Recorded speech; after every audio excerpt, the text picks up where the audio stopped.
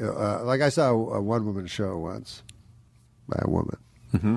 And, just one? Yeah, only one.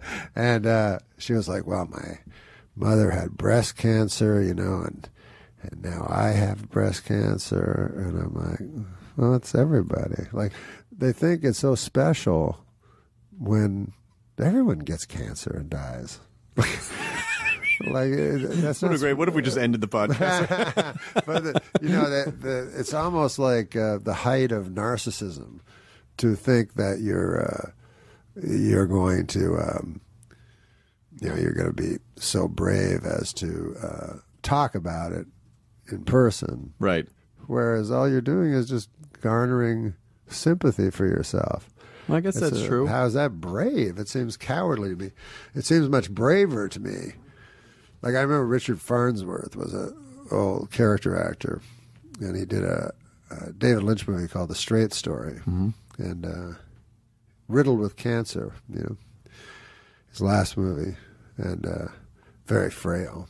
And it's a fantastic movie if you ever get a chance to see it. It's not a style, because I'm not really that big a fan of what's his name? David Lynch? Yeah. I'm not a fan of it. I don't understand weird stuff. I'm like, huh, what? But this one is a straight ahead story. You think. I call it like a hard G. It's G rated. Okay. It's hard G. I call it hard G. Because the second time I watched it, I'm like, whoa, I understand it all of a sudden. Well, you got to see this movie. Okay. And if you watch it closely, there's like hellish things going on underneath the surface of what looks like a quaint story. It's based on a guy who, in actual real life, drove his riding lawnmower across the state to visit his brother who was dying. So anyways, the point of it is that Richard Farnsworth was nominated for an Academy Award for the movie. And if he had said he was filled with cancer, he would have won for sure. Sure. But instead, he didn't say it. And in fact, no one knew it. His family didn't know it. He kept it from everyone. And then he was a stuntman before he was an actor.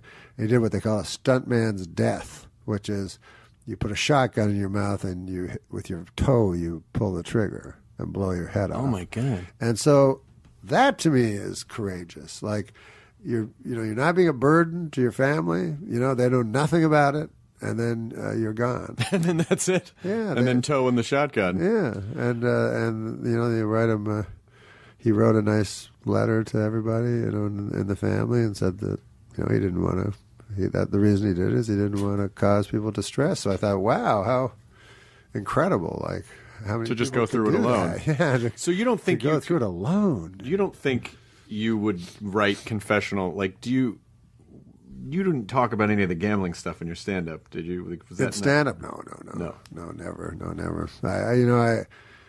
I never talked about me, really. I talked about universal me. You know what I mean? Right. That I was afraid of death, or that that kind of thing, which is something that everybody is afraid of. And so things like that. That it was me, but it was everybody. Sure. I wasn't pretending that it was a specific right ailment that I had. And if I had a specific ailment, and possibly I do, you don't know. I don't know. But I would not talk about it. I would not.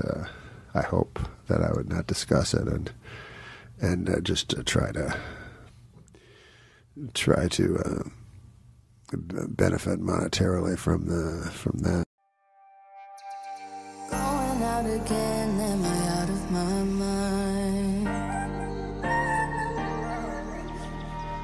Going out with friends, gonna have a good time. I know there's grimness